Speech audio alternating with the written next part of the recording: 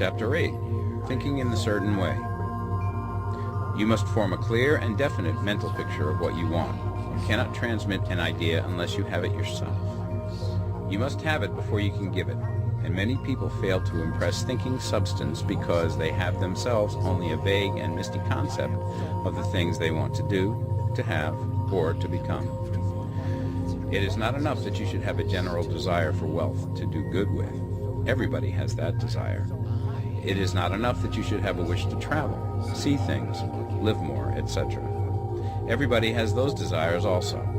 If you were going to send a wireless message to a friend, you would not send the letters of the alphabet in their order and let him construct the message for himself, nor would you take words at random from the dictionary. You would send a coherent sentence, one which meant something. When you try to impress your wants upon substance, remember that it must be done by a coherent statement. You must know what you want and be definite.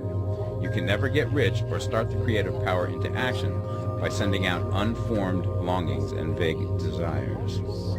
Go over your desires just as the man I have described went over his house. See just what you want and get a clear mental picture of it as you wish it to look when you get it. That clear mental picture you must have continually in mind, as the sailor has in mind the port towards which he is sailing the ship. You must keep your face towards it all the time. You must no more lose sight of it than the steersman loses sight of the compass.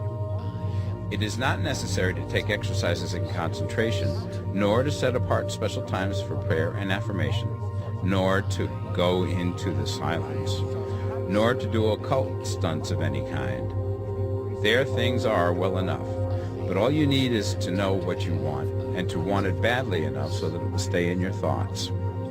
Spend as much of your leisure time as you can in contemplating your picture, but no one needs to take exercises to concentrate his mind on a thing which he really wants. It is the things you do not really care about which require effort to fix your attention upon them. And unless you really want to get rich, so that the desire is strong enough to hold your thoughts directly to the purpose, as the magnetic pole holds the needle of the compass, it will hardly be worthwhile for you to try to carry out the instructions given in this book. The methods herein set forth are for people whose desire for riches is strong enough to overcome mental laziness and the love of ease, and make them work. The more clear and definite you make your pictures then, and the more you dwell upon it, bringing out all of its delightful details, the stronger your desire will be, and the stronger your desire, the easier it will be to hold your mind fixed upon the picture of what you want.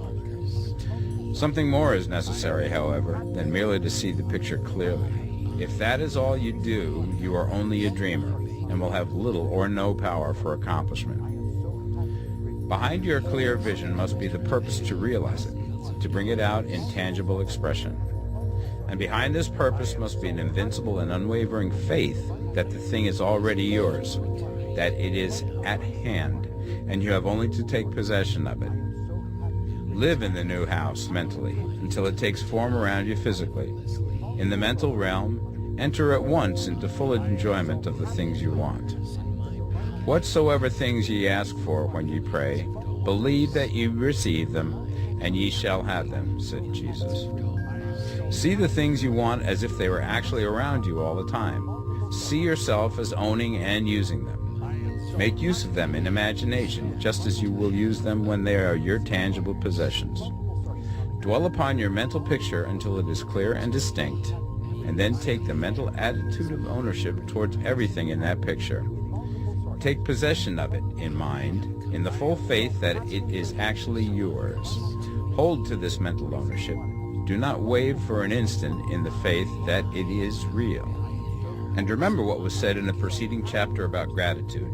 Be as thankful for it all the time as you expect to be when it has taken form. The man who can sincerely thank God for the things which as yet he owns only in imagination has real faith. He will get rich. He will cause the creation of whatsoever he wants. You do not need to pray repeatedly for things you want. It is not necessary to tell God about it every day. Use not vain repetitions as the heathens do, said Jesus to his pupils. For your Father knoweth that ye have need of these things before ye ask him. Your part is to intelligently formulate your desires for the things which make for a larger life, and to get these desires arranged into a coherent whole, and then to impress this whole desire upon the formless substance, which has the power and the will to bring you what you want. You do not make this impression by repeating strings of words. You make it by holding the vision with unshakable purpose to attain it, and with steadfast faith that you do attain it. The answer to your prayer is not according to your faith while you are talking, but according to your faith while you are working. You cannot impress the mind of God by having a special Sabbath day set apart to tell him what you want, and then forgetting him during the rest of the week. You cannot impress him by having special hours to go into your closet and pray, if you then dismiss the matter from your mind until the hour of prayer comes again. Oral prayer is well enough, and has its effect, especially upon yourself, in clarifying your vision and strengthening your faith. But it is not your oral petitions which get you what you want. In order to get rich, you do not need a sweet hour of prayer. You need to pray without ceasing. And by prayer I mean holding steadily to your vision, with the purpose to cause its creation into solid form, and the faith that you are doing so. Believe that ye receive them. The whole matter turns on receiving, once you have clearly formed your vision. When you have formed it, it is well to make an oral statement, addressing the Supreme in reverent prayer, and from that moment you must, in mind, receive what you ask for. Live in the new house, wear the fine clothes, ride in the automobile, go on the journey, and confidently plan for greater journeys.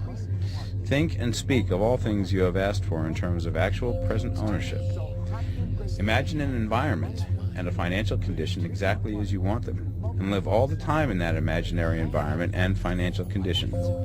Mind, however, that you do not do this as a mere dreamer and castle builder. Hold to the faith that the imaginary is being realized, and to the purpose to realize it. Remember that it is faith and purpose in the use of imagination which makes the difference between the scientist and the dreamer. And having learned this fact, it is here that you must learn the proper use of the will.